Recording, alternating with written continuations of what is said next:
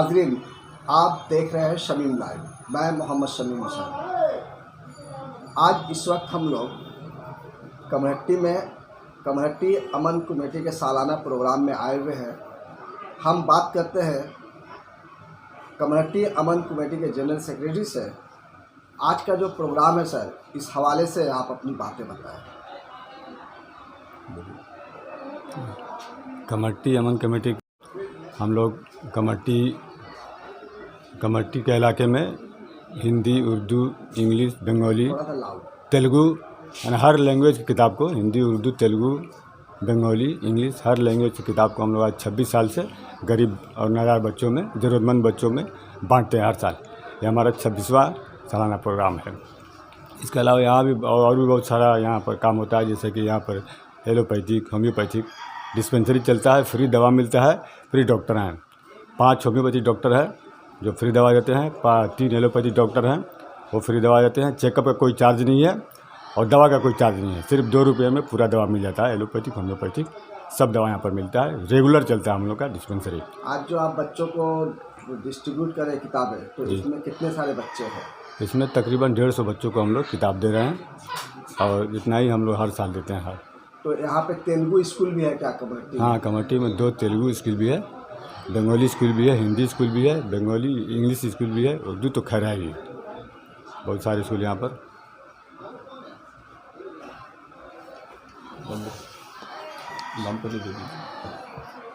नाम बोल के बोलिए आप। प्रोफेसर गुलाम मोइनुद्दीन शोभा फारसी मौलाना आज़ाद कॉलेज। सर, हमारे चैनल में आपका खैर मकदम है। बहुत शुक्रिया। मैं मोहम्मद शमीम हुसैन। आज जो ये प्रोग्राम में आप तशरीफ़ लाए हैं, तो बच्चों को क्या पैगाम देना चाहते हैं? जी, मैं उन्हें यही पैगाम देना चाहता हूँ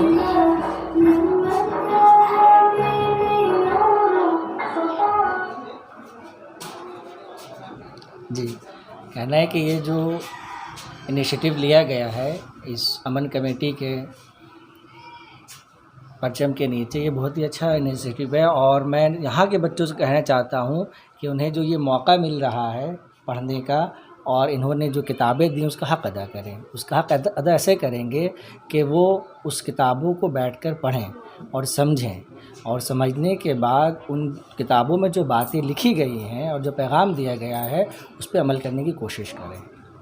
आज के इस पुरफरेब दौर में सर, बच्चे जो है किताब से दूर और मोबाइल से बहुत करीब हो गए हैं। जी जी, उन बच्चों को आप क्या कहना चाहेंगे जो बच्चे किताब से दूर होते जा रहे हैं? जहाँ तक ताल्लुक़ इन बच्चों का है जिनको फ्री में किताबें दी जा रही हैं, उन बच्चों के पास तो किताबें नहीं हैं तो मोबाइल कहाँ से आएंगे, और इस वजह से उनके ऑनलाइन क्लासेस भी नहीं हो पाए हैं। तो इन बच्चों के लिए तो यह पैगाम नहीं है। हाँ, वो बच्चे जिनके पास मोबाइल हैं वो मोबाइल को छोड़ करके वो मतन को, जो असल मतन है, जो हार्ड कॉपी जिसे हम कहते हैं, उसे पढ़ें तो वो ज़्यादा जो है वो आशना होंगे किताबों से। बहुत बहुत शुक्रिया।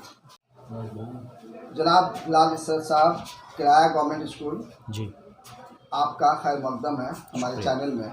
आज के इस प्रोग्राम के हवाले से आप बच्चों में क्या मैसेज देना चाहते हैं कि वो तालीम से और करीब हो जाए? सबसे पहले अमन कमेटी कमहट्टी जिसने इस प्रोग्राम का इनेकाद किया है, बहुत ही खैर खूबी से प्रोग्राम का इनेकाद किया गया और बच्चों को तालीम से जोड़ने के सिलसिले में ये एक कड़ी के तौर पर कारगर साबित हो सकता है, क्योंकि बच्चों को किताबें मुहैया की गई हैं और हमारे इलाके में ख़ास तौर पे जो जूट मिल इलाके हैं, इन इलाकों में इस तरह के इनिशिएटिव की बहुत ज़रूरत है ताकि बच्चे स्कूल से करीब हों, किताबों से करीब हों, और किताबें ही हमारे लिए सबसे बड़ी पूंजी आज के दौर में है। और हम लोग इससे आहिस्ता आहिस्ता दूर होते जा रहे हैं। बुक कल्चर ख़त्म होता जा रहा है और स्क्रीन वगैरह पे हम लोग ज़्यादा ज़ोर दे रहे हैं, तो उससे किसी हद तक हटना होगा और वापस बुक कल्चर या किताबों की दुनिया में लौटना होगा। ज़्यादा से ज़्यादा मुताले की ज़रूरत है ताकि हम अपने कौम के मुस्तकबिल को ज़्यादा रोशन बना सकें। शुक्रिया। बहुत बहुत शुक्रिया।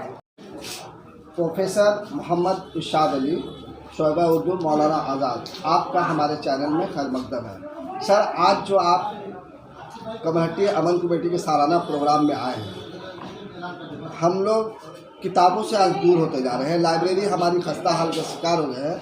बच्चे भी तालीम, कहीं ना कहीं तालीम से वो दूर हो जा रहे हैं या ड्रॉप आउट हो जा रहे हैं। उन बच्चों के बारे में आप क्या कहना चाहेंगे जो ड्रॉप आउट हो जा रहे हैं? बहुत बहुत शुक्रिया आपका, और आपके साथ साथ जो है अमन कमेटी का भी शुक्रिया जिन्होंने मुझे यहाँ मदऊ किया। और आप इस प्रोग्राम को, आज जो इनका 26वां प्रोग्राम है, आप इससे अंदाज़ा कर सकते हैं कि बच्चों के मुस्तकबिल के तईं ये कितने फ़िक्रमंद हैं और किस जज्बा के साथ इस तरह का प्रोग्राम का इनेकाद करते हैं। जहाँ तक बच्चों की मुस्तकबिल की बात है, बच्चों की किताबों से दूरी की बात है, तो इसके लिए बहुत ज़रूरी है कि हम इस तरह के प्रोग्राम्स के ज़रिया जो है उनकी ज़हन साजी करें, ताकि उनके अंदर जो है पढ़ने पढ़ाने का एक शौक़ जो है पैदा हो। इस तरह के मुकाबला जाती प्रोग्रामों से उनके अंदर एक जज्बा जो है, तालीम को सीखने का जज्बा जो है वो पैदा होता है, और ये बहुत ही अच्छा एक अमल है। मैं बहुत मुबारकबाद पेश करता हूँ कमेटी को, उसके अराकीन को। शुक्रिया। बहुत बहुत शुक्रिया। नाज़रीन, आप इस वक्त देख रहे हैं शमीम लाइव। मैं मोहम्मद शमीम हुसैन। इस वक्त हमारे सामने कमहट्टी अमन कमेटी के एग्जीक्यूटिव मेंबर हैं सिराज नुमानी साहब। मैं उनसे इस अमन कमेटी के तारीखी पस मंज़र में वो बातें जानने की कोशिश कर रहा हूँ कि उन्होंने क्या सोचकर, उनके अजदाद ने क्या सोचकर इस कमेटी का बुनियाद रखा था, और उस कमेटी के ज़रिए वो लोग क्या क्या काम कर रहे हैं, किस तरह की फाल कामें हो रही हैं। सिराज भाई, सबसे पहले मैं शमीम लाइव का शुक्रिया अदा करना चाहूँगा जिन्होंने हमारे कमेटी का रुख किया और हमारे जो है बातों को अपने चैनल के माध्यम से दूर दूर तक पहुंचाने की कोशिश करेंगे। आपका जो सवाल है कि तारीखी पस मंज़र में कुछ कहने का, तो मैं बता दूं कि 27 फरवरी 1987 को समाज दुश्मन अनासिर लोगों ने यहाँ पर जो जीना मुहाल कर दिया था। 27 फरवरी 1987 को एक सानया होता है कि कई तरफ जुमा का दिन था, और जो आम तौर से समाज दुश्मन अनासिर जो बमों को लेकर घूमते थे, ड्रॉप करते हैं, मौलाना शमसुद्दीन साहब निकलकर ललकारते हैं कि इन्हें घेर लो। वहाँ से एक तहरीक उठती है और चारों तरफ जो है जितने जो है गैर समाजी काम, जुआ सट्टा और शराब, यहाँ तक कि कबाह खाना था, उसे भी यहाँ के नौजवानों ने तबाह किया। और उस वक्त कमेटी 27 फरवरी 1987 को कमेटी अमन कमेटी की बुनियाद रखी जाती है। मुसलसल 3 साल तक तमाम जितनी नज़ायद होती थी बंद कर दिया गया था, मगर कुछ हालात की वजह से या सियासी वजूह के बिना पर हम लोग जो है उस काम को नहीं चला पाए। तो हमारे आबा व अजदाद ने फ़ैसला किया कि क्यों ना हम लोग तालीम और सेहत की तरफ रुख करें, कि अगर तालीम आएगी तो इसी तरह जो है अमन व शांति होगा, और सेहत की भी ज़रूरत है। उस वक्त से लेकर आज तक मैंने 26 साल आज अमन कमेटी के हुआ। हमारे जो है लोगों का एक ही जो ये है कि कमेटी में कोई भी बच्चा अनपढ़ ना रहे, कोई भी जाहिल ना रहे, चाहे वो किसी कौम का हो, किसी मीडियम का हो। इसलिए कि अल्लाह ताला रब्बुल आलमीन है, रब्बुल मुस्लिमीन नहीं, और हम लोग इसी पर काम कर रहे हैं कि अल्लाह ताला रब्बुल आलमीन है। बच्चियों के तालीम के बारे में आज बहुत तेज़ी से बच्चियाँ जो है आगे बढ़ रही हैं। हम लोगों ने महसूस किया है कि बच्चियों को अगर ज़्यादा से ज़्यादा उनको आगे की तरफ बढ़ाने की कोशिश की जाए तो वो आगे जा सकती है, लेकिन कुछ घरों में देखा जा रहा है कि बच्चियों को आगे बढ़ने से रोका जा रहा है। तो ऐसे घर के गार्जियन को आप क्या कहना चाहते हैं जो अपने बच्चियों को तालीम से कहीं ना कहीं दूर कर रहे हैं? शमीम भाई, आपने बहुत अच्छा सवाल किया। जब एक बच्ची पढ़ती है तो एक समाज पढ़ता है, और वाकई हमारे तमाम अराकीन का यह ख्याल है कि बच्ची तालीम से महरूम ना रहे।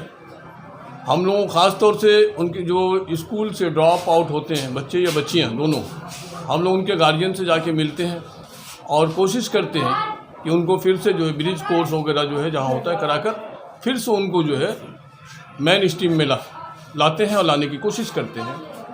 आपको पहले भी बता दिए कि हम लोगों का मेन ये है कि कमेटी का कोई भी बच्चा अनपढ़ ना रहे, बच्चा हो या बच्ची।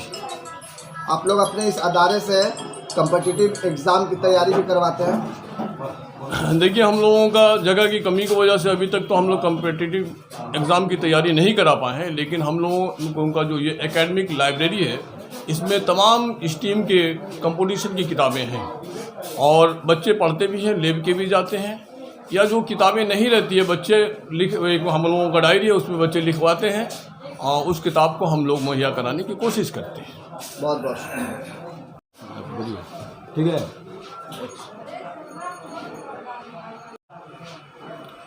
जनाब परवेज साहब, आज का जो सालाना प्रोग्राम हो रहा है, इस प्रोग्राम के हवाले से आप अपनी बातें बताएं। अस्सलाम वालेकुम। आज पिछले मुसलसल कई सालों से जो है कमेटी एवं कमेटी के ज़रिए हर साल बच्चों के बीच जो है किताबें तकसीम की जाती हैं, जो क्लास 5 से लेकर के क्लास 1 से लेकर क्लास 10 तक जो है सभी मीडियम के, उर्दू, इंग्लिश और हिंदी मीडियम के बच्चों को। इसके अलावा जो है डिफरेंट प्रोग्राम्स किए जाते हैं, जैसे क्विज़ है, MCQ है और डिबेट का प्रोग्राम है, बच्चों के बीच में कैलीग्राफी है। इन सब बच्चों के लिए जो है स्पेशल प्रोग्राम है। आज के दिन जो फाइनल उसका राउंड होगा और उसमें प्राइज़ दिए जाएंगे। कमेटी अमन कमेटी जो है, आप माइक पे चले जाता वो इंट्रोडक्शन दीजिए प्रोग्राम पे।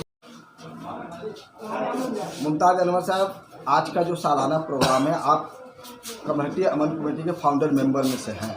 आप लोग जो ये कोशिशें मुसलसल 26 साल से जारी कर रखे हैं, इसके पीछे आप किनका हाथ है, ये बहुत बड़ी बात है जो चंद मिनटों में नहीं समेटा जाता है। फिर भी मैं चाहूँगा कि आप उन लोगों का भी जिक्र करें जो अब इस दुनिया में नहीं है।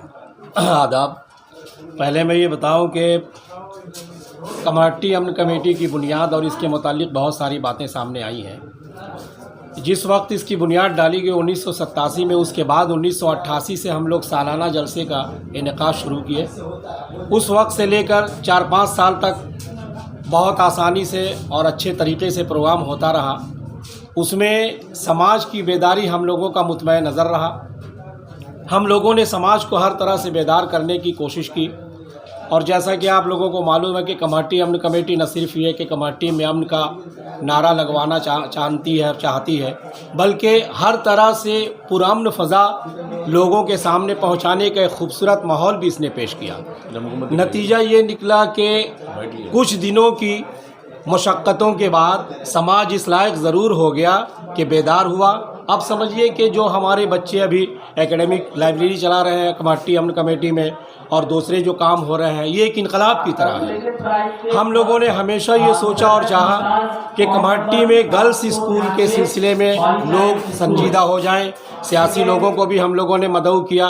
एक बार फिर हम गुजारिश करेंगे कि कमेटी में गर्ल्स स्कूल की बहुत ज़रूरत है। इस पर अगर अरबाब हल वक्त नज़र डाल दें और इस पर तवज्जो दे दें तो हमारे इलाके के लिए बहुत ही अच्छा रहेगा। बहुत बहुत शुक्रिया जनाब।